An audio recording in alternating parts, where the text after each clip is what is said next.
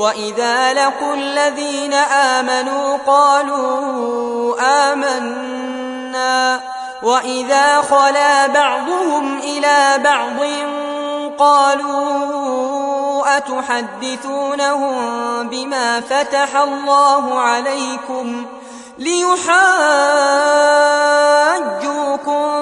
بِهِ عِندَ رَبِّكُمْ أَفَلَا تَعْقِلُونَ۔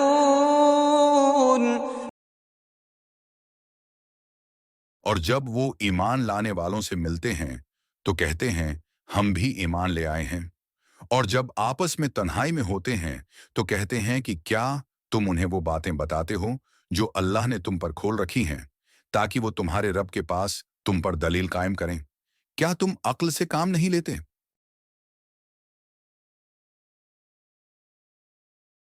یہ آیت بنی اسرائیل کے ایک گروہ کے نفاق اور مکارانہ رویے کو بیان کرتی ہے۔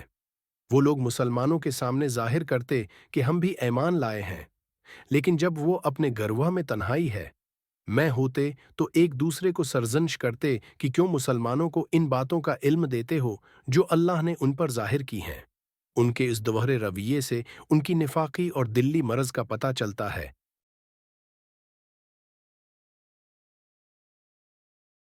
اس آیت میں اللہ تعالیٰ بنی اسرائیل کے منافقانہ رویے کو ظاہر کرتا ہے۔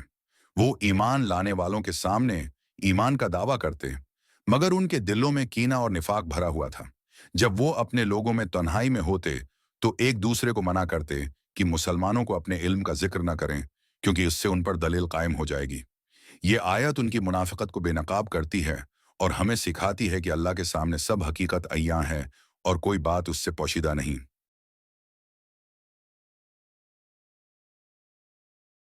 نفاقوں کا اظہار۔ اللہ نے ان کے نفاق کو ظاہر کیا اور بتایا کہ اللہ کے سامنے سب کچھ واضح ہے۔ اخلاص کی اہمیت۔ اللہ کا دین اخلاص اور سچائی کا تقاضا کرتا ہے، نہ کہ ظاہری دکھاوے کا۔ علم کی قدر۔ یہ آیت ہمیں سکھاتی ہے کہ علم کو سچائی کے ساتھ استعمال کرنا چاہیے اور اس کا غلط استعمال نہ ہو۔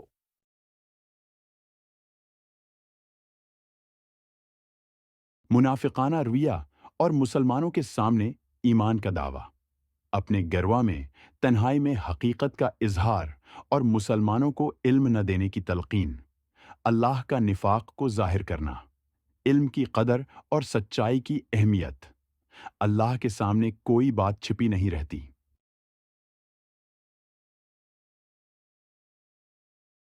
دوہرے رویے۔ جیسے ایک شخص دوستوں کے سامنے نیک بنے اور پیٹھ پیچھے ان کی برائی کرے، بنی اسرائیل بھی مسلمانوں کے سامنے ایمان کا دعویٰ کرتے مگر دل میں نفاق رکھتے۔ دفتری سیاست۔ جیسے کچھ لوگ دفتر میں باس کے سامنے کام کرنے کا اظہار کریں مگر پیٹھ پیچھے کام نہ کریں، یہ منافقت کا اظہار ہے۔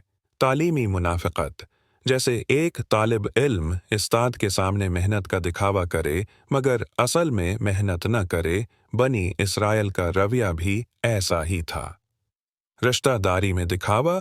جیسے کچھ لوگ رشتہ داروں کے سامنے محبت کا اظہار کریں مگر دل میں کینہ رکھیں، یہی رویہ بنی اسرائیل کا تھا۔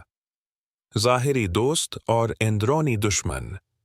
جیسے کوئی شخص دوست کے سامنے دوستی کا دعویٰ کرے مگر دل میں بغض رکھے، بنی اسرائیل کا رویہ بھی منافقانہ تھا۔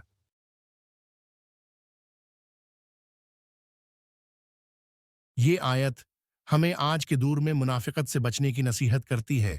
ہمیں چاہیے کہ جو بات ہم دل میں رکھتے ہیں وہی زبان پر بھی ہو۔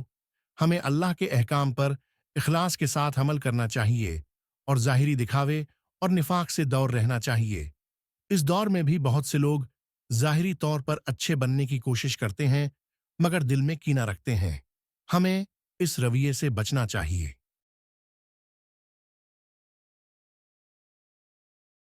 نفاق سے بچیں اور سچائی کا راستہ اپنائیں۔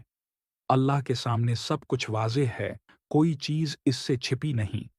علم کو سچائی کے ساتھ استعمال کریں، اخلاص اور ایمان کی حقیقت کو دل میں رکھیں، نہ کہ صرف ظاہری طور پر۔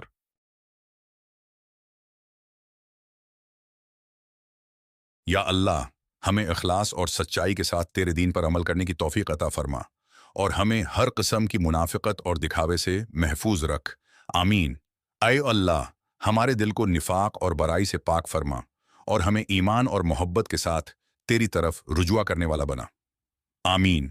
یا رب العالمین، ہمارے دل کو صاف کر دے اور ہمیں ایسا ایمان عطا کر جو تیری رضا کے مطابق ہو۔ ہمیں ظاہری اور باطنی دونوں طور پر تیرا فرمان بردار بنا۔ آمین۔